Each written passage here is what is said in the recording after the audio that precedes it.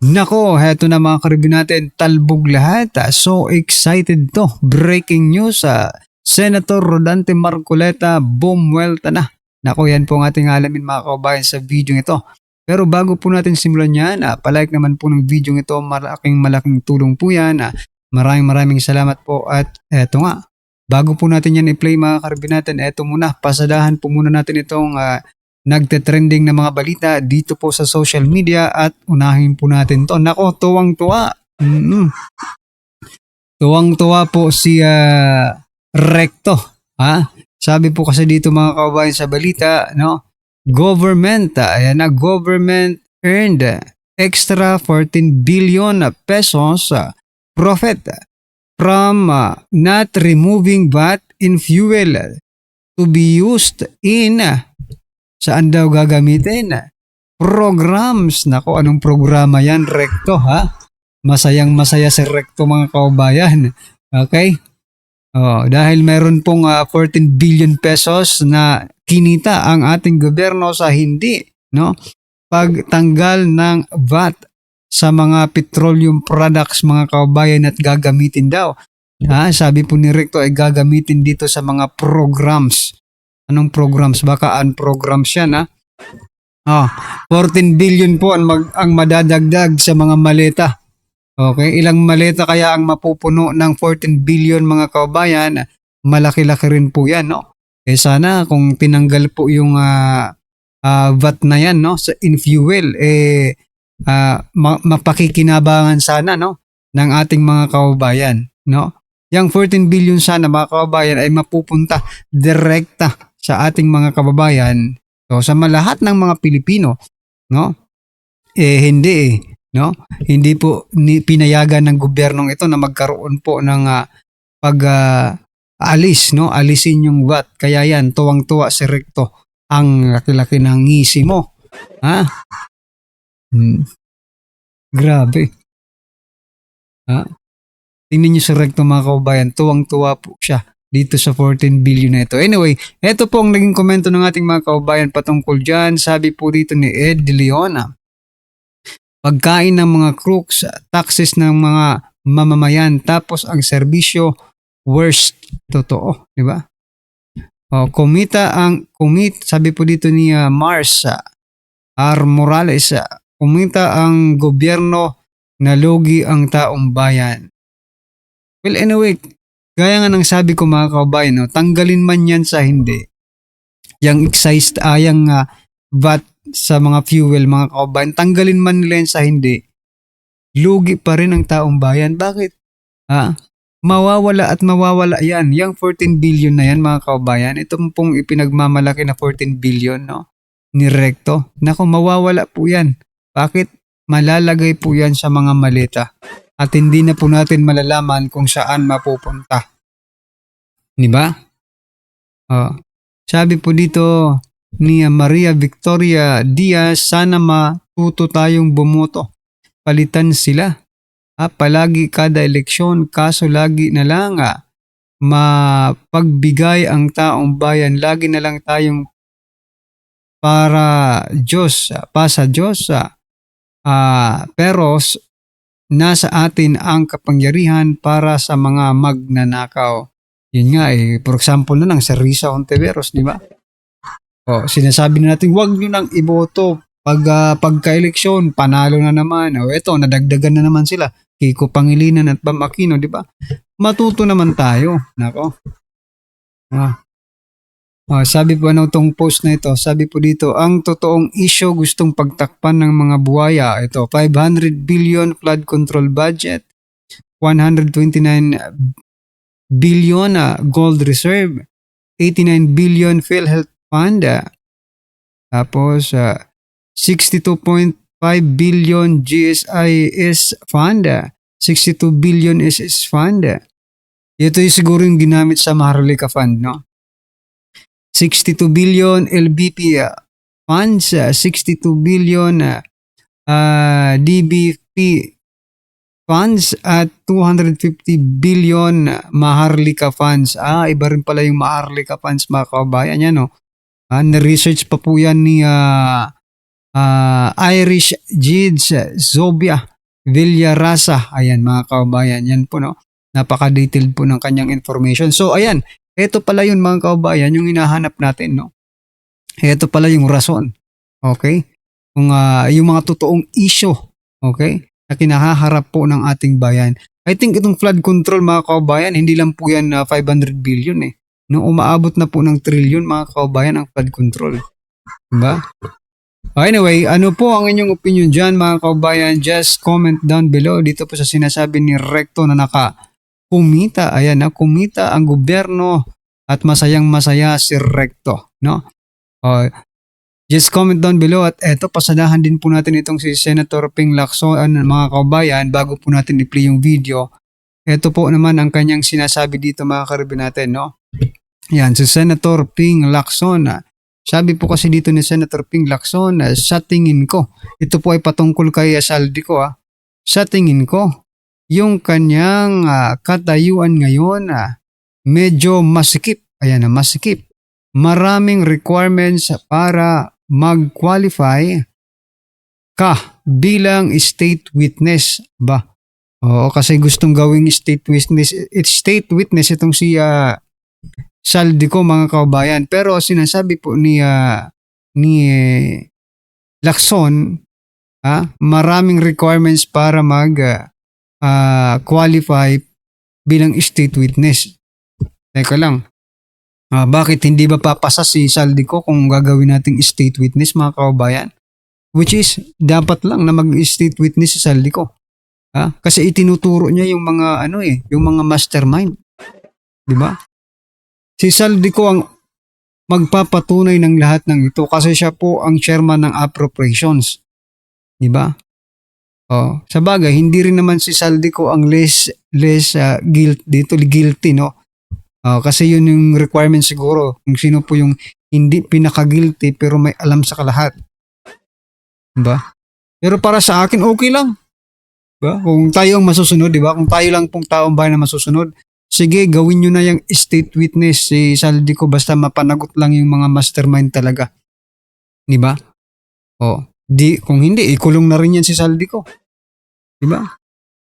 So, what I'm trying to point out dito mga kababayan, wala pa man si Saldico dito sa Pilipinas at hindi pa man nag-a-apply ng pagiging state witness, hinaharang na agad nitong si Senator Ping Lacson. Halatado po. Okay? Yung mga galawan ni Senator Ping Lacson mga kababayan. Wala pa man prinoprotektahan na ni Senator Ping Lacson yung mga big fish, di ba? Na mga binanggit ni Saldico. Yan ang nakikita ko dito mga kababayan. Ito po ang naging komento ng ating mga kababayan patungkol dyan. Sabi po ni Al Gupana, ayan na. Protect the mastermind at all cost. Ping, ayan no. Senator Ping Lacson, protect the mastermind at all cost. Sabi naman po ni Nole mga kababayan, script first, then sa Duterte ending ang mastermind. Correct. No? Yan ang naiisip ng lahat. No?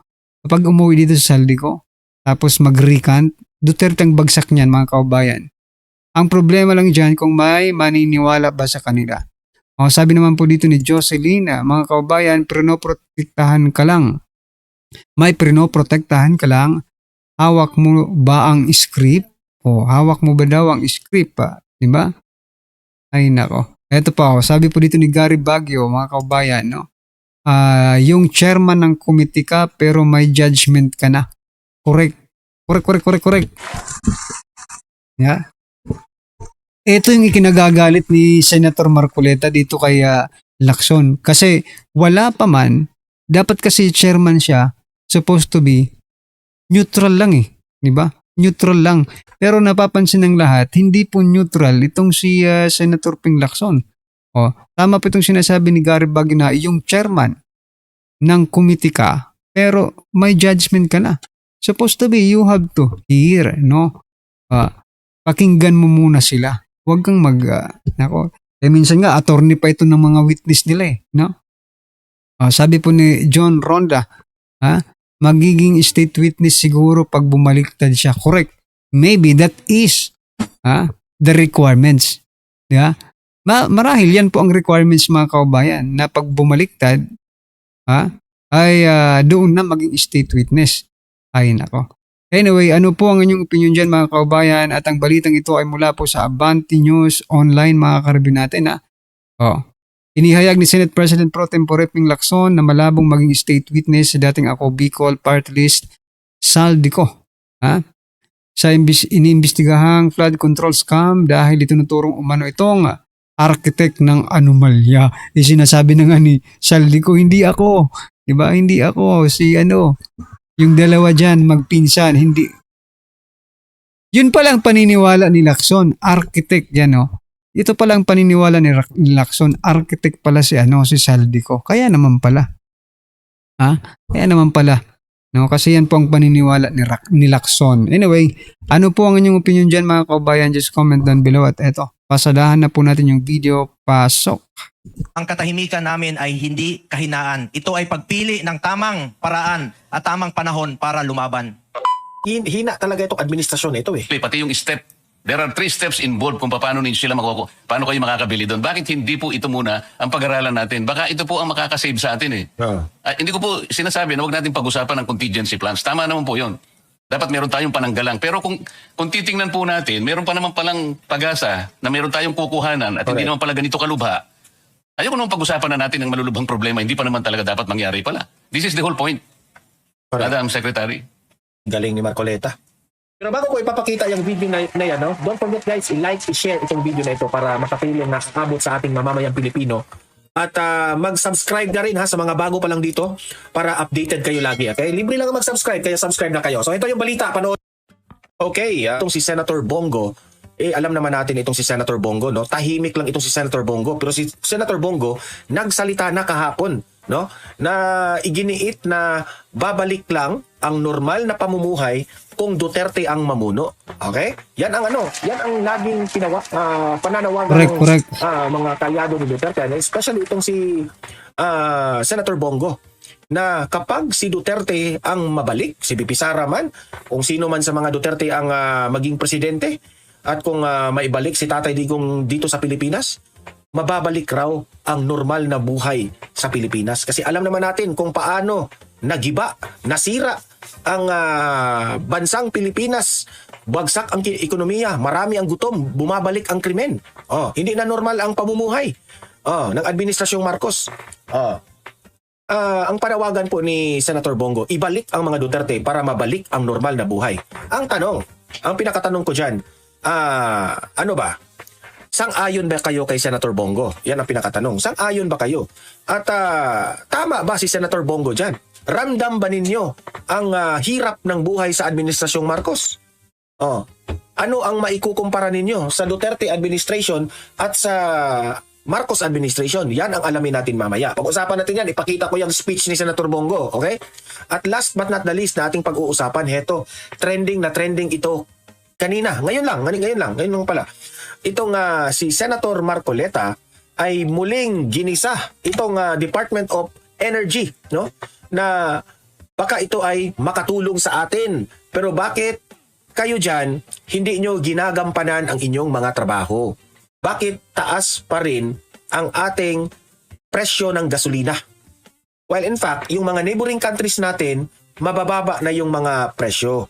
Lahat naman siguro ng bansa, sa Asia, mabait kasi ang Pilipinas kaya yan. Pero tayo lang ang pinakamataas. Kasi tayo yung foreign policy natin, kakaiba po yung foreign policy natin mga kababayan. Not the same with the past administration, ni former President Duterte na friends to all, enemy to none. Tayo mga kababayan, may enemy to one tayo I mean, may enemy po tayo, halos nakikialam po tayo sa ibang bansa mga kababayan, At yan po ay hindi maganda. Tulad ngayon mga kababayan, di sana nakakakuha tayo ng mga petroleum products, nakakaangkat po tayo ng langis sa mga karatig bansa natin, pero hindi No? Kasi bakit? Hindi natin alam, hindi natin masabi, pero isa lang po ang masasabi natin diyan, no? Dahil po 'yan sa foreign policy natin, no? Yun lang ang hindi bumaba. Yung iba bumaba na yung presyo, pero ang Pilipinas, mahal pa rin. Anong klase yan? Di ba? So yun po ang pag-uusapan natin ngayong hapon na ito. Bago ang lahat, like and share para kakalat ito sa taong bayan. Sa mga hindi pa nakasubscribe, subscribe na po kayo. Okay? O heto, unahin muna natin itong patungkol po sa impeachment na proud na sila. Okay, ito. Wala na raw makakapigil sa impeachment hearing ni Vice President Sara Duterte. Bukas na po yan. Dadalo pa naman sa pagdinig ang dati umanong bagman ng bise na si Ramil Madriaga. Para sa detalye mula sa Batasang Pambansa, may Express Report si Marian Enriquez. Marian, ano ba ang aasahan natin bukas sa impeachment hearing ng bise? Yes, tuloy na nga yung impeachment hearing ni Vice President Sara Duterte sa House Committee on Justice. Bukas po yan ng umaga. Giyit ni House Committee on Public Accounts Chairperson at Bicol Saro Party List Representative Terry Ridon, mahalaga ang pagdinig bukas. Isa nga sa pinakaabangan na yung pagharap ng umano'y bagman ni VP Sara na si Ramil Madriaga. Bagay na nauna nang itinanggi ng vice. Giyit ng kanyang kampo, hindi raw ito naging tauhan ni VP Sara. Naghain din ng perjury complaints ang vice laban kay Madriaga at petisyon sa Korte Suprema para ipahinto ang impeachment proceedings. Pero dahil walang temporary restraining order o TRO, tuloy po ang pagdinig. Gihit ng kampo ng vice, kung makapagsalita ang komite, akala nila missing link si Madriaga. Pero tinuturing nila itong weakest link. Matatanda ang inilatag ni Madriaga sa kanyang affidavit kung paano at kani-kanino ipinamahagi ang confidential funds ni VP Sara. Panawagan ni Ridon, magpakita na lang daw si VP Sara sa pagdinig at doon ilatag ang kanyang depensa laban kay Madriaga. At hindi puro sa press conference ng kanyang abogado. At ito nga kapapasok lamang na balita, Wolf, kinumpirma ni Ridon na may natanggap na dokumento ang House Justice Committee. Naghain. So, grabe po mga kababayan, no? Parang, nakikita po natin na wala pong paggalang, okay? Itong House of Representatives, no? Itong mga miyembro, ilang miyembro ng House of Representatives dito kay VP Sara. Pangalawang pinakamataas na posisyon ng ating bansa, mga kababayan, hindi po nila iginagalang. No? Kahit man lang sa kanilang pananalita, di ba? Ibinoto yan ng taong bayan, no? Kaya ibinoto kayo sa ano nyo lang, sa distrito nyo lang, tapos ganyan kayo makapagsalita kay VP Sara. Napakawalang hiya talaga nitong si Ridon na to no? Tapos yung mga witness pa nila, si Madriaga, si Trillanes, what? Mga credible source talaga, no? Mga uncredible source yung mga witness nila. Si Trillanes sinungaling, si Madriaga convicted. Kanino ka maniniwala diyan? Wala kang dapat paniwalaan diyan, mga kababayan. Talagang circus po itong ginagawa nila. Wala, puro katatawanan lang ang ginagawa nila. Tingnan niyo naman yung hearing, no? May pa iyak pa. Puro drama ang nangyayari. Anyway, ano po ang inyong opinion dyan, mga kababayan? Just comment down below at syempre huwag pong kalimutang i-like ang video ito. Malaking tulong po yan. Maraming salamat po.